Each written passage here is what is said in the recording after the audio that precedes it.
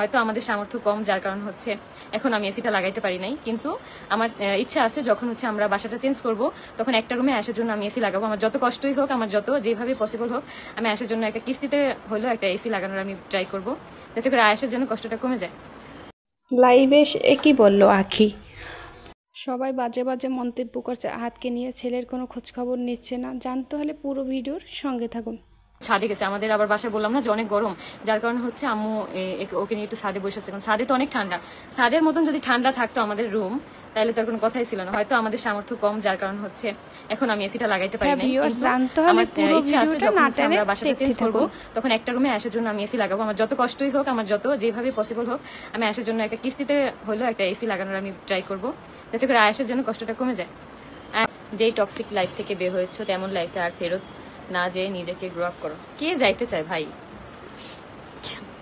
এখন কিছু বলে আমি হচ্ছে মুখ নষ্ট করতে চাই না, কারণ কথায় কথা বাড়ে।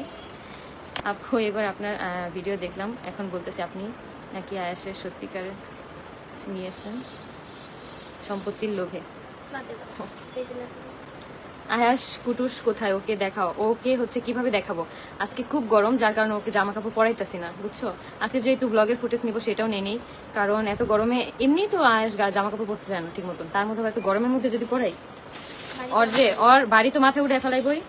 এই জায়গায় আনলে মনে হয় আমার চুল কয়েকটা থাকবে, কয়েকটা থাকবে না। অলরেডি আমার আমার চুল অর্ধেক শেষ। এমএসটি শাবনুর আক্তার আপু, মূর্খদের সাথে কথা বলে কখনোই জিততে পারবে না, তাদের শুধু আছে বকবকানি। ঠিক আছে, সত্যি আহাদের মন বলতে কিছু নেই। যদি থাকতো তাহলে 6 মাসের শিশু বাচ্চাটাকে এত বেশি কষ্ট দিত না, অবশ্যই খোঁজ খবর নিত। এক মেয়েকে রাখে রাজরানীর মতো আর ছেলেকে রাখে ফকিরের মতো, বলতে গেলে এমনটাই। সবাই তো এরকমই কমেন্ট করছে। তো আপনাদের কি মতামত অবশ্যই কিন্তু জানাবেন।